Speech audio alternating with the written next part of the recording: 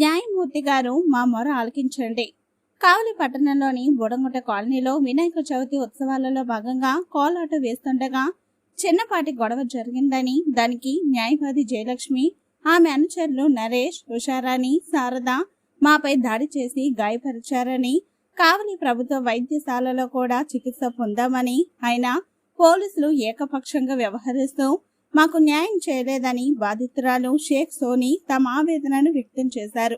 గురువారం పట్టణంలోని స్థానిక జర్నలిస్ట్ క్లబ్ నందు మీడియా సమావేశం ఏర్పాటు చేసి ఆమె మాట్లాడుతూ, బొడంగుంట కాలనీలో జరిగిన చిన్నపాటి గొడవకు తనపై న్యాయవాది జయలక్ష్మి, ఆమె అనుచరులు తీవ్రంగా కొట్టి గాయపరిచారని తెలిపారు. అయితే మమ్మల్ని కొట్టి మా మీదే కేసు నమోదు చేయించి నా భర్తను జైలుకు పంపించారని, ఈ విషయంలో మేము ఎటువంటి తప్పు చేయలేదని విలపించారు.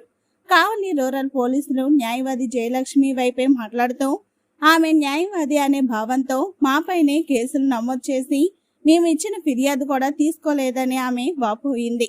అలానే మాకు ఎవరైనా సాయం చేస్తున్నా, మా వైపు ఎవరైనా మాట్లాడుతున్నా వారిపై కూడా న్యాయవాది జయలక్ష్మి కేసు నమోదు చేపిస్తుందని, దీంతో మమ్మల్ని పలకరించేందుకు కూడా కొందరు భయపడుతున్నారని తెలిపారు.